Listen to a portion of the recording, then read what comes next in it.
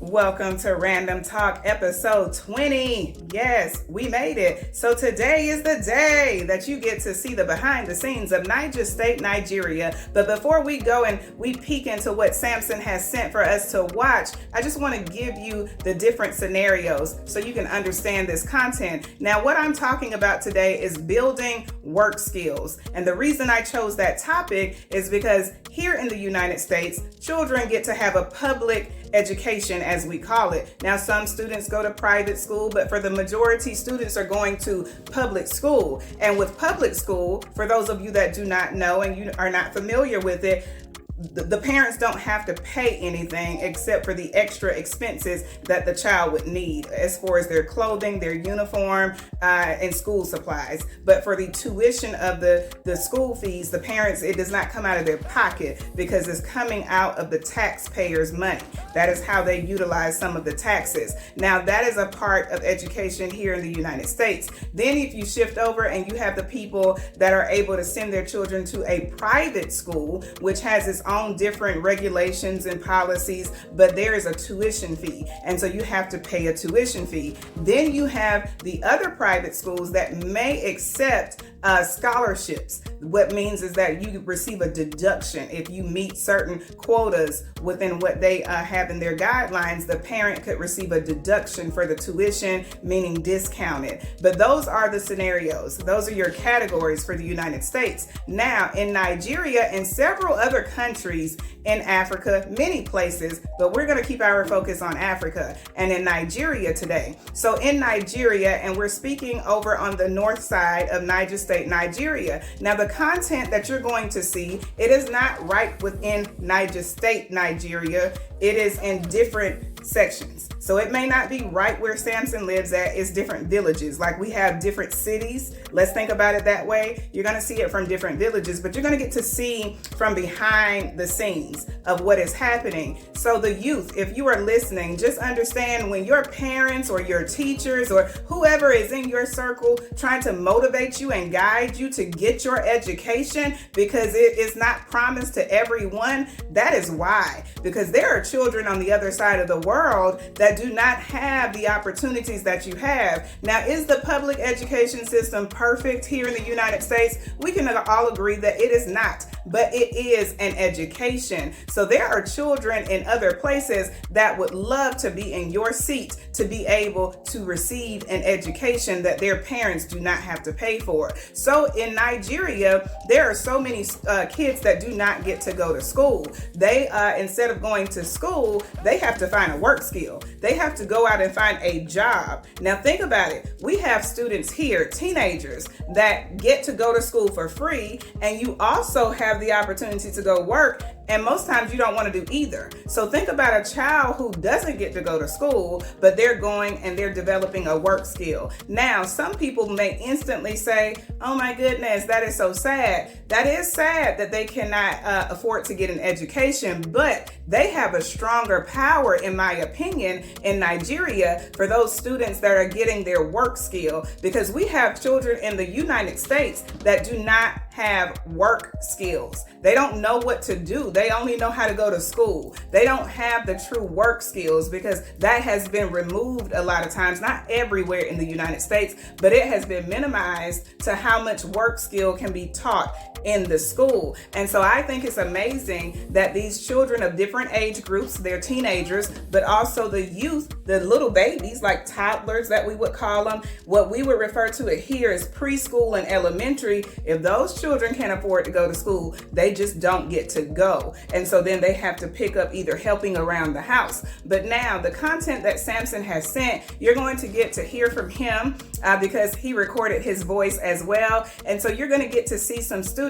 that do not get to afford to go to school, and they have to find a trade, a skill, and that is what they do each day. And I hope that one day we will be able to hear from that youth so that they can say what they would feel like if they were in your position, if they were able to actually have a free free education, how would they be able to handle that in comparison to how a lot of the youth over here in the United States are handling that? But before we continue, I want to shift over. So I want you to go ahead and take a look at the content that Samson has sent for the youth that are not in school at the moment. They are building work skills. Take a look.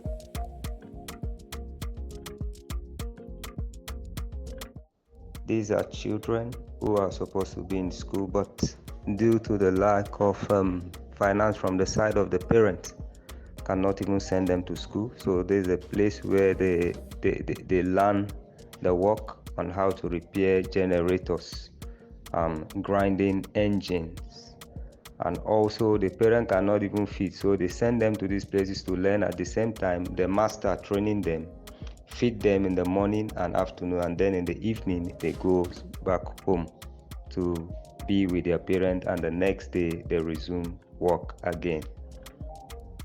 Thank you, Samson, for that amazing explanation. Now, for those of you that reside here in the United States, I want you to take a moment and just digest what you have seen. For the students that live here in the United States, I want you to take a moment to digest what you have seen. After looking at these young men that are in this video learning a work skill, they are learning a trade, something that will teach them later on in life how to make money, something that they are able to make money from right now as you watch, but yet and still they are not able to receive an education. So tell me, after watching this, will you take it more seriously about going to school and taking the advantages that are given to you for free here in the United States? Whenever you want to go to school and you want to doubt yourself or you want to give up, you just think about these children that do not have those options. They don't have the option to receive a free education as you do here in the United States.